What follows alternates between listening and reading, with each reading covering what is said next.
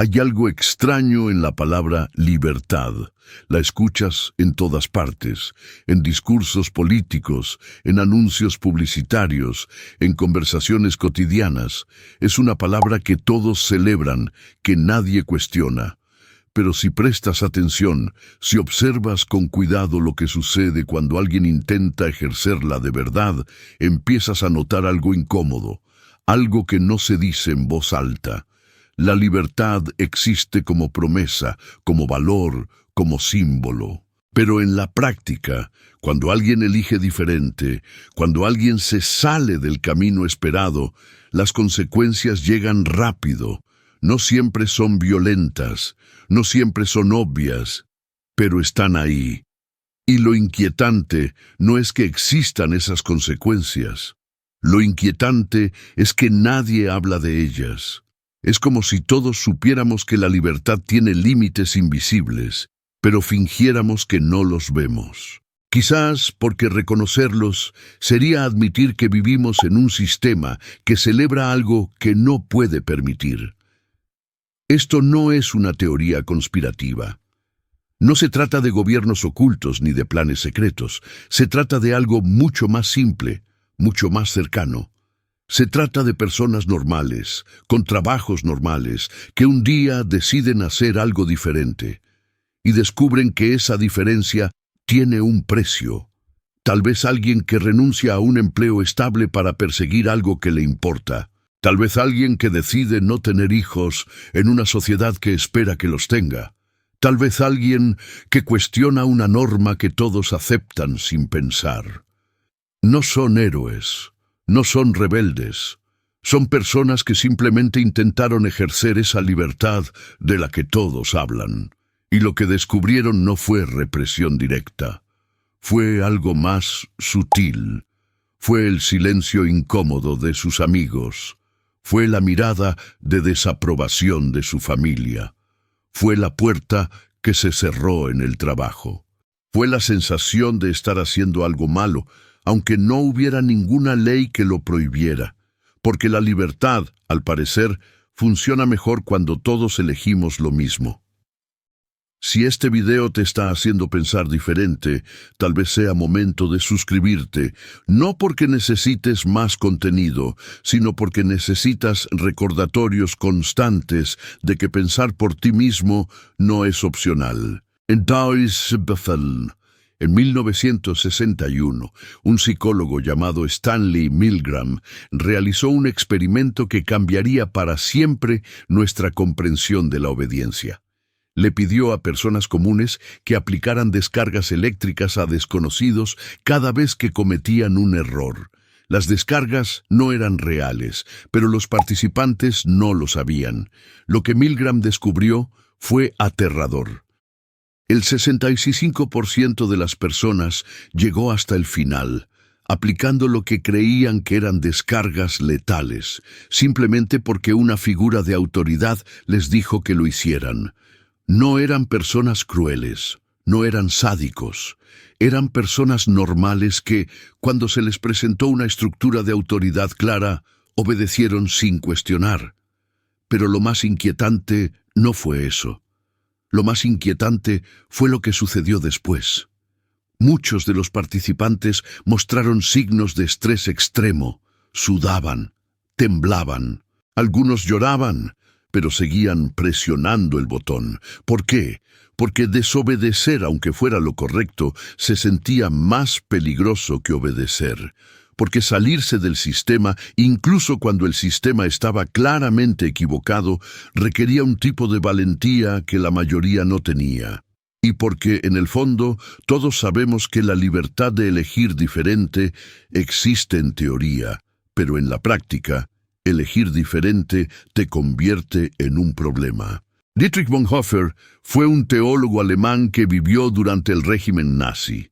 Mientras muchos de sus colegas guardaban silencio o colaboraban, Bonhoeffer eligió resistir. Escribió, conspiró, denunció y pagó con su vida. Fue ejecutado en 1945, semanas antes de que terminara la guerra, pero antes de morir escribió algo que sigue resonando décadas después. Dijo que el mayor peligro no era la maldad, sino la estupidez. No la estupidez intelectual, sino la estupidez moral. La incapacidad de pensar por uno mismo. La tendencia a delegar el juicio a figuras de autoridad. Bonhoeffer vio cómo personas inteligentes, educadas, morales, se convertían en cómplices de atrocidades simplemente porque obedecían. Porque era más fácil seguir que cuestionar. Porque la libertad de pensar diferente, aunque estaba ahí, era demasiado costosa. Y lo que Bonhoeffer entendió, lo que lo hizo tan peligroso para el régimen, fue que él no estaba dispuesto a pagar ese precio. Él eligió la libertad real, no la simbólica, y el sistema lo eliminó, no porque fuera un criminal, sino porque ejerció algo que el sistema celebraba pero no podía tolerar. Hablamos de libertad como si fuera algo absoluto, como si fuera un derecho que todos tenemos y que nadie puede quitarnos. Pero eso no es verdad. La libertad, tal como funciona en la práctica, no es un derecho, es un permiso, y ese permiso tiene condiciones. Puedes elegir, pero solo dentro de un rango aceptable. Puedes opinar, pero solo si tu opinión no desafía las estructuras fundamentales. Puedes vivir como quieras, pero solo si tu forma de vivir no incomoda a quienes tienen poder. Esto no es libertad, es libertad condicional, es la ilusión de elección dentro de un sistema que ya decidió qué opciones son válidas.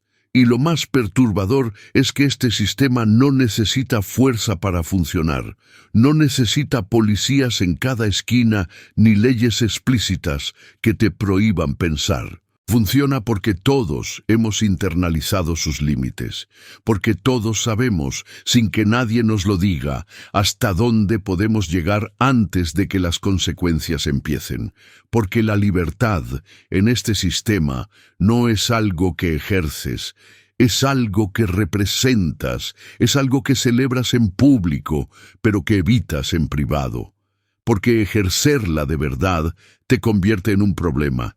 Y nadie quiere ser un problema. Ahora piensa en el mundo digital. Piensa en las redes sociales, en los algoritmos, en la forma en que consumimos información. Te dicen que tienes acceso a todo, que puedes ver lo que quieras, leer lo que quieras, pensar lo que quieras. Pero eso no es lo que sucede. Lo que sucede es que un algoritmo decide qué ves. Y ese algoritmo no está diseñado para mostrarte la verdad. Está diseñado para mostrarte lo que te mantiene enganchado, lo que confirma lo que ya crees, lo que te hace sentir cómodo. Y poco a poco, sin que te des cuenta, tu libertad de elegir qué pensar se convierte en la libertad de elegir entre opciones que alguien más ya seleccionó para ti. No es censura, es peor que censura. Es control invisible. Es un sistema que te hace creer que estás eligiendo libremente, cuando en realidad estás eligiendo dentro de un menú predefinido. Y lo más inquietante es que este sistema funciona porque es cómodo. Porque pensar por ti mismo, buscar información que desafíe tus creencias, salir de tu burbuja, requiere esfuerzo. Requiere incomodidad. Requiere aceptar que tal vez estás equivocado. Y eso es algo que la mayoría de las personas no está dispuesta a hacer. Porque la libertad real, la libertad de pensar diferente, no es cómoda, es agotadora. Y el sistema lo sabe, por eso no necesita prohibirla, solo necesita hacer que sea más fácil no ejercerla. Pero hay algo más, algo que rara vez se menciona. Y es que este sistema no solo castiga a quienes eligen diferente, también recompensa a quienes no lo hacen. Te recompensa con estabilidad, con aprobación social, con la sensación de estar haciendo lo correcto. Y eso crea una identidad basada en la obediencia, en seguir las reglas, en no cuestionar. Y cuando esa identidad se vuelve parte de quién eres, cuando tu sentido de valor propio depende de encajar en el sistema, entonces cuestionar el sistema se convierte en cuestionarte a ti mismo. Y eso es algo que la mayoría de las personas no puede hacer. porque significa aceptar que tal vez has estado viviendo de una forma que no elegiste realmente, que tal vez has estado obedeciendo sin darte cuenta, que tal vez la libertad que creías tener nunca fue tuya. Y eso no es solo incómodo, es aterrador, porque significa que tienes que reconstruir quién eres, y la mayoría de las personas prefiere seguir como está, prefiere la comodidad de la obediencia a la incertidumbre de la libertad, y el sistema lo sabe, por eso no necesita forzarte, solo necesita hacerte creer que elegir diferente es traicionarte a ti mismo.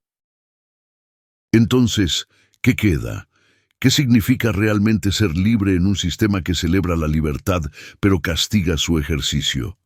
Tal vez significa aceptar que la libertad no es un estado, es una tensión constante, es la incomodidad de elegir diferente sabiendo que habrá consecuencias, es la valentía de pensar por ti mismo aunque nadie más lo haga, es la humildad de aceptar que tal vez estás equivocado, pero que prefieres equivocarte por tu cuenta que acertar siguiendo a alguien más. Y tal vez, solo tal vez, significa entender que la libertad no es algo que el sistema te da, es algo que el sistema te quita cada vez que obedeces sin pensar, cada vez que eliges lo fácil sobre lo correcto, cada vez que celebras la libertad en palabras pero la evitas en acciones, porque al final la libertad no es una palabra, es una práctica.